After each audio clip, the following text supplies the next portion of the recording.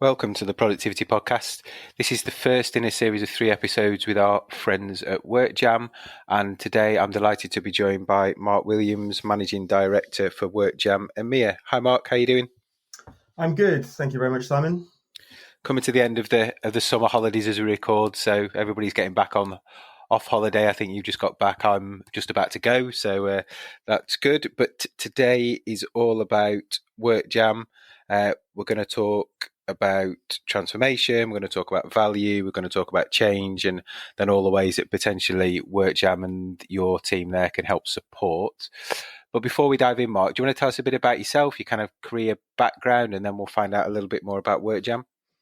Sure, thank you. Yeah, so I've spent the last couple of years leading and setting up the WorkJam EMEA business here in London. But probably a little bit more relevant is my past 16 years leading frontline digital transformation for Shell globally across their retail business. And in terms of WorkJam, do you want to give the listeners, for those that maybe aren't familiar, a bit of a flavour about some of the areas where you support organisations? Yeah, indeed. So WorkJam is and remains the leading frontline orchestration platform. And when I say that, I listen back to myself and I think frontline orchestration. I like to think of us as the glue. We stick a lot of things together and deliver them in a really targeted, clean way to a large enterprise frontline workers. Whether that be in any industry segment, whether that be in retail, whether that be in hospitality. And when you look at our portfolio of fantastic customers, you can see how we are really transforming and connecting their businesses right the way down from head office to those frontline workers. And doing that in a way that really drives value and productivity. And I'm sure we'll come on to that, Simon, as we go through this podcast. Absolutely. So just to be clear, this is kind of aimed at all those employees and organisations that haven't got a laptop, don't particularly reside in an office, that are on the floor of the warehouse, the store, the restaurant, face to face with customers, and organisations find it incredibly difficult to reach those people directly. Yeah, indeed, exactly that. And they tend to fire information down to a centralized point in a restaurant or in a hotel or in a retail outlet. But where does that information go once it's been sent down? How do managers on site then disseminate that information and make it really relevant and meaningful for that frontline worker to help them with their day-to-day tasks and roles and responsibilities? Yeah, I'm putting my store manager hat back on from many years ago in DIY and others. Incredibly difficult because you get bombarded with information, and I'll show my age. This was kind of when we used to get lots of things in a blue bag, so lots of paper communications weekly and then ad hoc stuff by email. So has been a big reliance on, I suppose, single points of failure or a couple of individuals that could be the points of failure to disseminate that information. And I mean, some of it is significantly important, whether it be health and safety, whether it be, personal information about appraisals coming up, bonuses, pay rises. So there's the day-to-day stuff that happens, products on the shelf, products off, but there's also some really important stuff for individuals that historically, and I'm guilty of it myself, has probably not been communicated particularly well. Certainly, again, when I think back to my days of, there'd be people I might not see for 2 or 3 weeks if I didn't work a Sunday because they only worked a Sunday. So I can understand the kind of pain points that you're trying to help solve. Yeah, and I think, Simon, there are 2 sides to it as well. There's all of the operational kind of corporate stuff, but then there's all of the stuff around kind of employee well-being, employee benefits, employee culture, connecting employees from different outlets, sharing best practice. All of that great stuff comes out as well, and we kind of are the catalyst and enable all of that in a really unique way. Exciting stuff. So I think there's lots of talk about coming out of lockdown and that kind of stuff still exists, but we're gonna move on from that. So moving on post lockdown, I think we've seen lots of organisations that have acknowledged the fact that transformation is almost a constant now. So ongoing change. If your business isn't going through ongoing change and transforming, evolving, that's probably a warning sign in it itself. So for those organisations that embrace that, accepted the fact we're always going to be changing, how do they get something in place through WorkJam that really helps support and facilitate that? Yeah, so absolutely. I'll just touch on that, and I'll mention that word sort of lockdown and pandemic, kind of just briefly. I think businesses kind of really panicked a little bit because it highlighted the need to be able to communicate and kind of push this information down in a really clever, targeted way.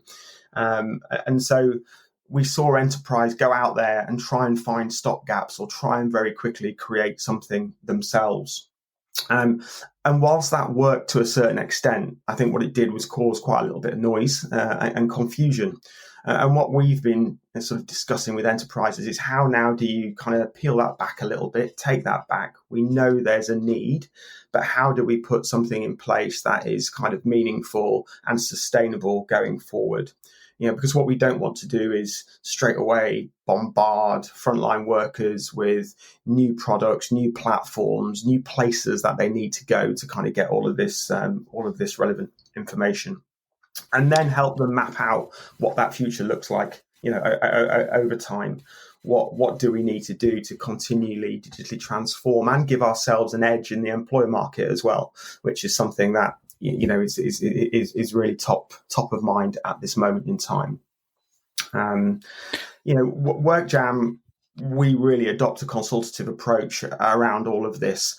Our expertise are deep and rich. A lot of us come from large enterprise where we have actually done this in those businesses, realized the value, seen the upturn in things like Net Promoter Score, employee sentiment, and customer sentiment metrics, and really sort of kind of, put a foundation in place that is going to continue to keep those businesses at the fore. And that's what we're doing kind of day in, day out now across Europe, with our great customer base across Europe. And from a colleague point of view, what does it look like? Is it a new app they get on a device? Is it something different?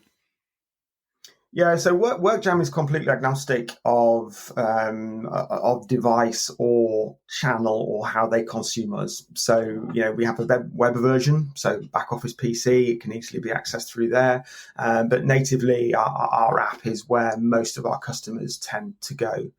The great thing about it is the app can sit within the current sort of corporate ecosystem on a shared corporate device, or it can be downloaded from an app store and available on personal devices as well. And I think that's quite nice because it gives it gives sort of employees and those frontline workers the ability to kind of quickly reference our product wherever they are, whatever part of day they might be in. And of course, we also have the ability and capability to kind of cut all of the noise that comes down when they're not at work as well, to make sure that we're fully compliant of labour laws and regulations around that too. So I've got this repository that I can go to on a device, my device, back office, like you say, and then the content that you present to me, I know there's some kind of clever ways that you've got of making sure that's tailored to my location, job role, wherever I sit in the hierarchy. Is that right?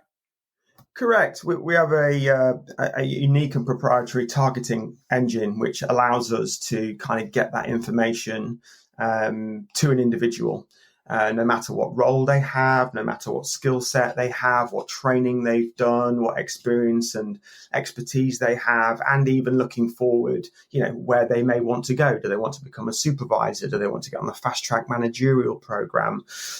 We can identify all of that and be very targeted in the information that we send down to an individual. So, significant value in being able to cut out the noise. I think you said before in terms of that unique targeting. You mentioned kind of some of the other side benefits, so colleague retention, colleague satisfaction, potentially kind of net promoter, customer scores. What kind of things are your customers telling you about when they get this in as kind of a foundational piece? Are they seeing around those areas? Yeah, so there are a number of things. I think kind of retention is is absolutely key for them. Managing that employee churn, reducing all of those kind of onboarding costs and retraining costs, which ultimately kind of, they do see a dip in customer satisfaction whilst, new members of staff are kind of going through that onboarding. Increased productivity is another metric that we look at. And time liberation as well. And it's about kind of, with that time liberation, it's about kind of redeploying that for value add. So it's about kind of, I now have a manager who is freed up because they've disseminated this information. They're seeing increased productivity. They're seeing their frontline in the flow of work, manage their tasks, managing their learning, kind of, communicating around kind of customer sentiment. And therefore they can kind of redeploy that to, to other growth areas of the business or other operational kind of value drivers. There are a number of more. We support all our enterprises with kind of this value engineering right the way through the piece. And I think, whenever you're out there buying software, today, you really need to think about the return you're going to get as a business. So, we really get into that with our customers and prospects. And you talked there about kind of task, and I know you can kind of push tasks through WorkJam. You can also link to some of the workforce management solutions as well, can't you? So people can view schedules and swap shifts, bid on shifts, and all those other things that kind of coexist in the bridge between you and workforce management world. Yeah, absolutely. And this is where WorkJam becomes absolutely vital for any business. We have a number of pre-built connectors that can get all of that schedule and shift information into WorkJam. And that's when things start to become really, really powerful, when an employee has on their phone or device a shift that they're working. They know who they're working with. They know the tasks that they have to do whilst they're on that shift. And they know that the learning is sitting nicely alongside all of that in the same place.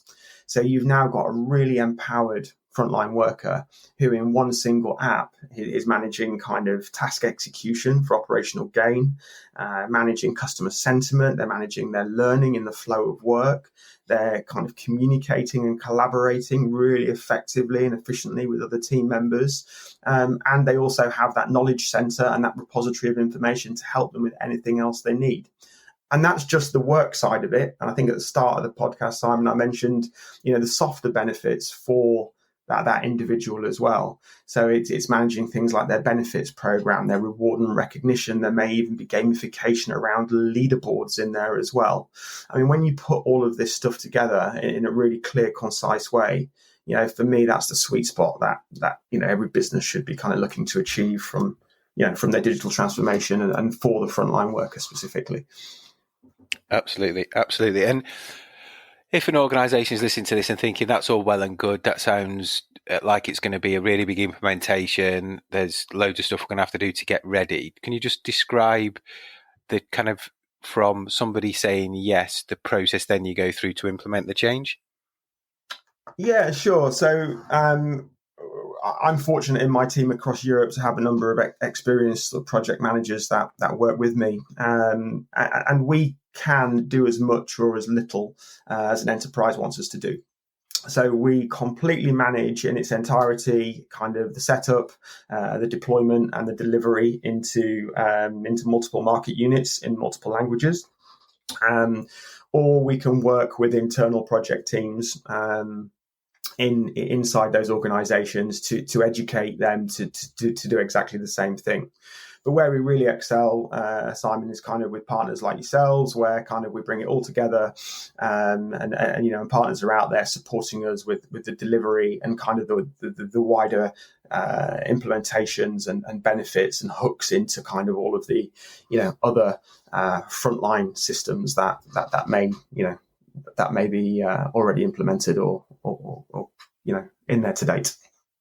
And we're not talking big wholesale integrations here, months and months of rollout, we kind of can deploy quickly and then start to understand the benefits.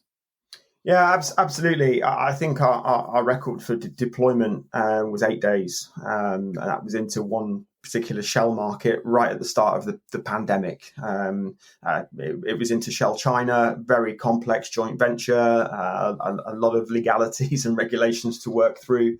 But I think, 8 days with a very simple sort of comms and task setup into that marketplace.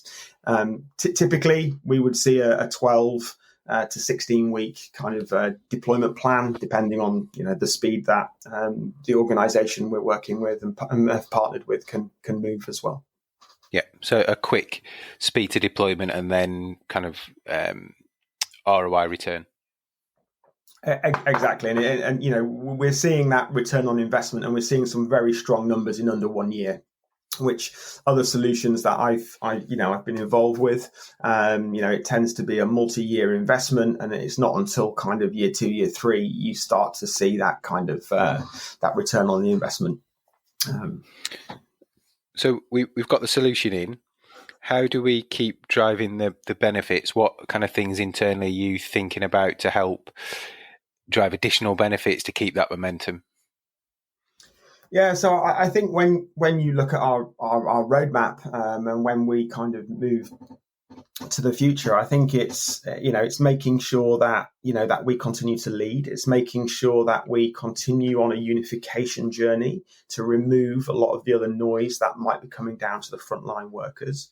And what I mean in that is, if there is a particular element of task, if there is a particular element of audit, if there is a particular element of project, what we want to do is incorporate that into our product in a way that is sort of decluttering and really making it meaningful for that frontline worker to continue to act. And that's where all of this value comes from. It's the ability of that frontline worker to kind of act in a seamless way. We also have some fantastic capability around pre-earned wage access. So with a number of our prospects across Europe at the moment, as we're now looking forward, dare I say it, into Christmas, a lot of overtime, a lot of workers are kind of wanting to do additional shifts to help fund their kind of Christmas. And so we have a great product kind of called Express Pay, which enables us to look at kind of, wages earned at a particular time and an early drawdown for the employer on some of those earned wages, enabling them to kind of, to perhaps buy Christmas presents or kind of meet that financial need that they have at that particular time that might have not been planned for. So lots of really exciting and interesting things kind of happening to keep us at the front. Brilliant. So continuing to push the boundaries, and I think that's been recognised by Time, hasn't it? Because you've been included in the 100 most influential companies 2023. Yeah, correct, Simon. A fantastic accolade, and one that we're very proud of here at WorkJam. And I would steer any of the listeners to kind of take a look at that article from our CEO, Steve Kramer. It makes quite interesting reading. And I think there's some other prestigious companies in there as well. Is it Tesla? Did you say before? Yeah, there are. We are proud to kind of stand up there amongst some of the world's most influential and leading companies. So absolutely. Good. Well done to everyone on the team. So this is episode 1. I think we'll pause there, Mark, and then I'll be back in episode 2 with David Rogers, getting deeper into the conversation, and then in episode 3. David will join me again with a special guest speaker from Aramark, Rachel. So 2 more to come, but appreciate your time, Mark, and thanks for the insight. Thanks very much, Simon. Thank you.